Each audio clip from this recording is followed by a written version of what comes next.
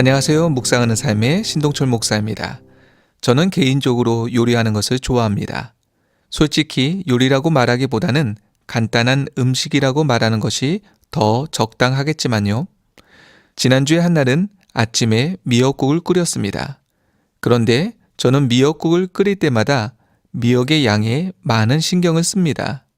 그 이유는 과거에 우스운 경험이 있었기 때문입니다. 제가 자취를 하던 시절에 한 분이 미역을 선물로 준 적이 있었습니다. 평소도 콩나물이나 김치로 국을 끓여 먹었던 저는 그날도 비슷한 방법으로 미역국을 끓였습니다. 먼저는 냄비에 물을 넣고 끓이고 잠시 후 마른 미역을 물로 씻어서 넣었습니다. 그런데 공포스러운 일이 생겼습니다.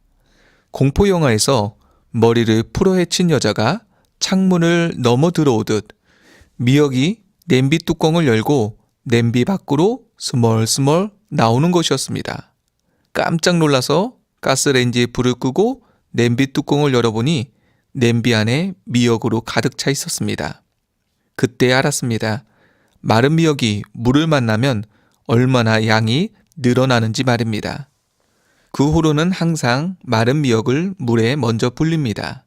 그래야 양을 정확하게 알 수 있기 때문입니다. 지난주에도 사진처럼 미역국을 끓이기 전에 마른 미역을 물에 불렸습니다.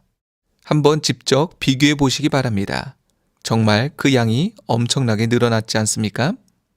그러나 다시 생각해 보면 마른 미역은 물을 만나서 본래의 모습으로 돌아간 것입니다.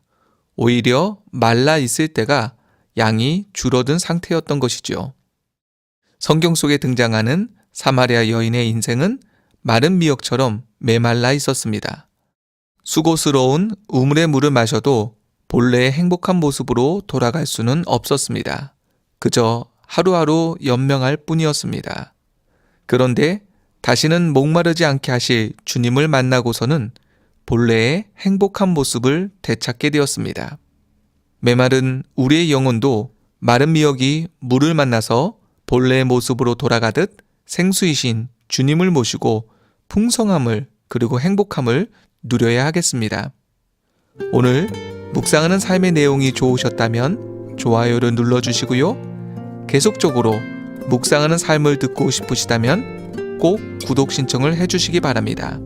다음에도 새롭고 유익한 이야기로 다시 찾아뵙도록 하겠습니다. 감사합니다.